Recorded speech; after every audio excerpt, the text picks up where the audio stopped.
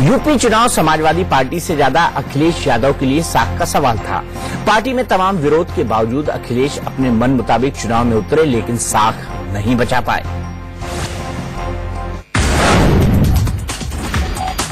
कभी कभी लोकतंत्र में समझाने से वोट नहीं मिलता है, बहकाने से वोट मिलता है। चुनाव से आने पहले अखिलेश ने पिता मुलायम से बगावत कर पार्टी की कमान हाथ में ले ली थी।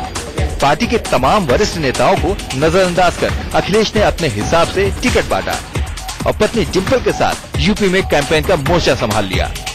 ये अखिलेश के लिए किसी राजनीतिक जुए से कम नहीं था, क्योंकि पूरे कैंपेन के दौरान उन्हें पिता मुलायम का साथ नहीं मिला।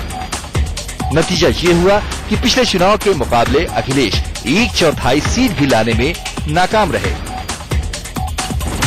हार के बाद अब अपनी ही पार्टी में विरोधी गुट के सामने उनके टिके रहने की चुनौती है।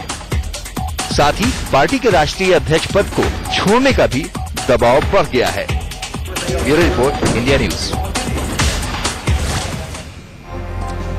दरअसल चुनावी दंगल के बाद अखिलेश को एक नई लड़ाई लड़नी होगी। उनके लिए पार्टी के अध्यक्ष पद पर बने रहना आसान नहीं होगा। अखिलेश ने अपने काम और छवि के बलबूते चुनाव में जीत का दावा किया था और इसलिए विरोधियों ने भी हथियार डाल दिए थे। लेकिन अब हार के बाद चाचा शिवपाल और दूसरे विरोधी मोर्चा खोलेंगे। दलील ये होगी कि अखिलेश ने मुलायम से 3 महीने का वक्त मांगा था और अब हार हो चुकी है, इसलिए अखिलेश से अध्यक्ष पद छोड़ने को कहा जाएगा। अगर विरोधियों का दांव नहीं चला तो वो पार्टी को तोड़ने का भी प्रयास कर सकते हैं। मुलायम के अपमान को मुद्दा बनाकर अखिलेश गुट पर हमला तेज होगा। पार्टी के अलावा अखिलेश पारिवारिक झगड़े में भी अकेले पड़ सकते हैं। मुलायम सिंह यादव की दूसरी पत्नी साधना गुप्ता ने पहले ही बयान देकर अपना मोर्चा खोल दिया है।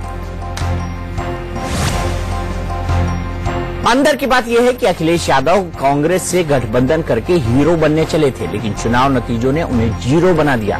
उनके लिए राहत की बात सिर्फ इतनी है कि यूपी विधानसभा में नेता विपक्ष का पद औपचारिक तौर पर समाजवादी पार्टी को मिलने लायक सीटें आ गई हैं, वरना उनकी हालत यूपी में वही होती जो दिल्ली में उनके राजनीतिक दोस्त राहुल गांधी की पार्टी की लोकसभा में है। अब अखिलेश यादव के सामने सबसे बड़ी यही चुनौती है कि वो परिवार के बुजुर्गों का आक्रोश झेलते हुए पार्टी की बागडोर वापस मुलायम को सौंपेंगे या समाजवादी पार्टी को अपने हिसाब से चलाएंगे।